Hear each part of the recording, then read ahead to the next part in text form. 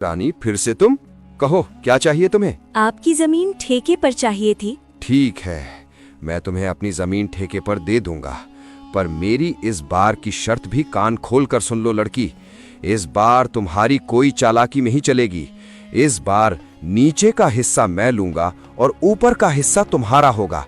क्या तुम्हें मेरी ये शर्त मंजूर है? मालिक, मुझे आपकी शर्त मंजूर है। मालिक, इस बार फसल के ऊपर का भाग मेरा ही होगा। इस तरह रानी जमींदार से बात करने के बाद घर आ जाती है। इस बार भी रानी दोबारा खेती करने की तैयारी में जुट जाती है। रानी इस बार टमाटर की फसल लगाती है। कुछ दिनों बाद टमाटर की फसल काफी अच्छी उगाती है। अरे वाह, इस बार तो टमाटर की फसल खूब अच्छी दिख रही है। मजा आ गया। आने दो उस बेईमान जमींदार को, तब उसे मजा चखाती हूँ।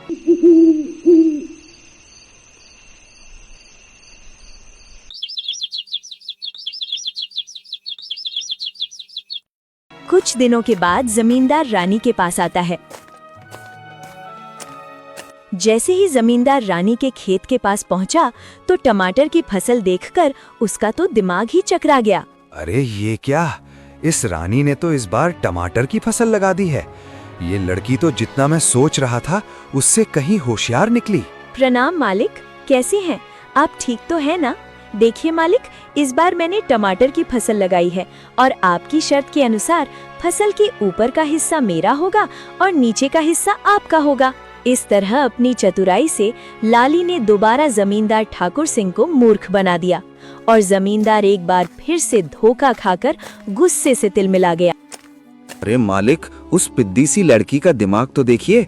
आप जैसे इतने बड़े चालबाज जमींदार को उसने फिर से मूर्ख बना दिया। तुम सही कह रहे हो कालू, मैं तो उसे बच्ची ही समझ रहा था और उस बच्ची ने मुझे फिर से मूर्ख बना दिया।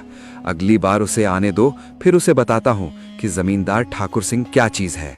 रानी ने टमाटर की फसल की कटाई की और सारी फसल अपने घर ले आई और उस फसल का कुछ हिस्सा रानी ने गांव के जरूरतमंद लोगों में बांट दिया। रानी और महेंद्रा दोनों बहुत ही खुश थे।